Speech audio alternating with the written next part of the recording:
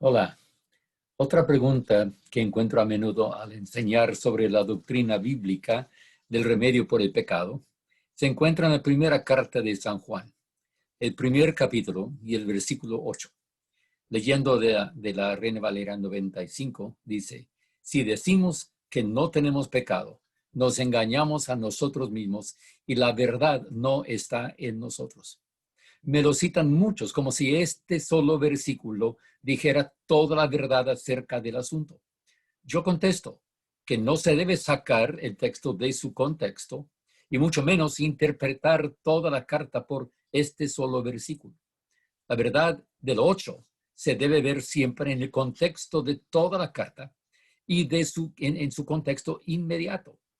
Juan acaba de declarar en el versículo 7: si andamos en luz como Él está en luz, tenemos comunión unos con otros y la sangre de Jesucristo, su Hijo, nos limpia de todo pecado. Y luego, inmediatamente después del verso 8, Juan sigue explicando en el versículo 9: si confesamos nuestros pecados, Él, eso es Dios, es fiel y justo para perdonar nuestros pecados y limpiarnos de toda maldad. Permíteme tratar de desglosar el contexto. Juan, como buen judío, pensando en su idioma natal, a veces describe una secuencia desde arriba hacia abajo o desde el efecto a su causa. Y cuando lo examinamos, veremos que cada pensamiento en la secuencia del verso 5 al 9 presupone el que sigue como su causa, su razón o lógicamente el paso anterior. Entonces, cuando lo leemos hacia arriba, o sea, lo que nos pareciera al revés, descubrimos su verdadero sentido, del 10 al 9, al 8, etcétera, hasta llegar al 5. Juan declara, entonces, en el versículo 5, que Dios es luz y no hay ninguna tinieblas en él. En el verso 6 se expone que decir que uno anda con Dios y uno anda con Dios mientras siempre sigue andando en las tinieblas, eso es mentir y no practicar la verdad. De la cumbre del verso 5 parece estar caminando hacia abajo y hasta el versículo 10 describe la persona que dice que nunca ha pecado, no tiene ningún pecado por lo cual debe ser perdonado. Juan dice que hace a Dios mentiroso. Veremos al considerarlo que todos estos versículos forman una cadena lógica que en cuanto a Dios empieza desde arriba en el verso 5, pero en cuanto a nosotros, los seres humanos, realmente empieza en el verso 10 para poder pasar entonces de la verdad del 10, estar en las tinieblas. Tenemos que aceptar que hemos pecado. Lo vemos en verso 9.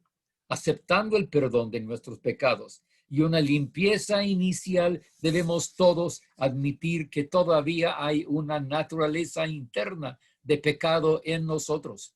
Hemos notado que el cambio del 9 al 8 incluye un cambio de pecados plural a pecado singular. Y el remedio está entonces en el verso 7. La condición en el verso 9 era confesar. La única condición en el 7 es andar en la luz. Al reconocer que tenemos esa naturaleza de pecado que necesita ser limpiada, podemos entonces andar en la luz y recibir la limpieza verdadera y real, donde la sangre de Cristo nos limpia de toda maldad, de todo pecado, y así no estar andando en la mentira.